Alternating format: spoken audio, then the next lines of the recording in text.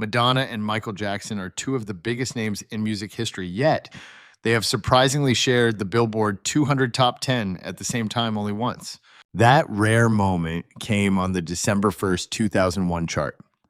Michael Jackson's Invincible, which had debuted at number 1, slipped from number 3 to number 4 during its third week. At the same time, Madonna's Greatest Hits collection, GHV 2 Greatest Hits Volume 2, entered the chart at number 7. Although both albums appeared together in the top 10 that week, the achievement was short-lived. On the following chart, each album fell outside the top 10, though both remained inside the top 15.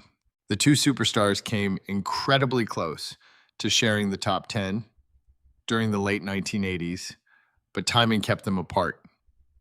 On the September 19th, 1987, Billboard 200, the soundtrack to Madonna's film Who's That Girl, spent its third and final week in the top 10, landing at number 7.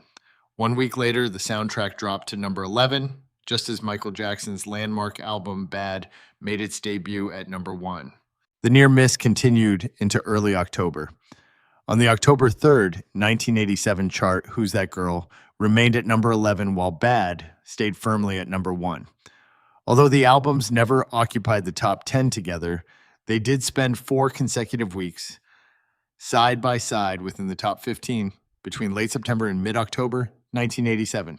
Another close meeting occurred on the January 23rd, 1988 Billboard 200. Madonna's remix album, You Can Dance, climbed from number 17 to its peak position of number 14, while Bad held steady at number 4.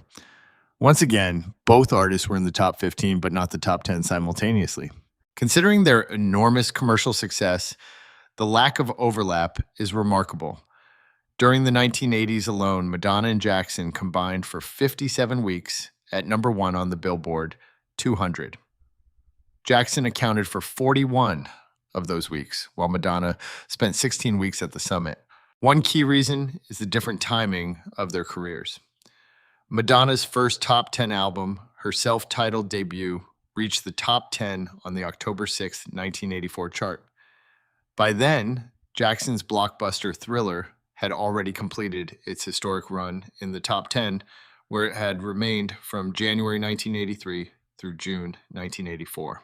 Their career trajectories also differed significantly. After Thriller, Jackson earned 4 additional top 10 albums before his death in 2009, followed by 4 more posthumous top 10 releases. Madonna, meanwhile, maintained a much more consistent release schedule. Beginning with her debut album, she went on to collect 24 Billboard 200 top 10 albums, extending through Confessions 2. Release timing also played a major role. Throughout their careers, Madonna and Jackson released top 10 charting albums within 6 months of each other only 4 times. Those occasions were in 1987 with Who's That Girl and Bad, 1995 with Something to Remember and History, 2001 with GHV 2 and Invincible, and 2009 with Madonna's Celebration, alongside the posthumous Michael Jackson soundtrack, This Is It. Despite dominating popular music for decades, the calendars simply did not align often enough for Madonna and Michael Jackson to regularly share the Billboard 200 Top 10. Their lone appearance together in the top 10 remains a unique chapter in the history of two of music's greatest icons.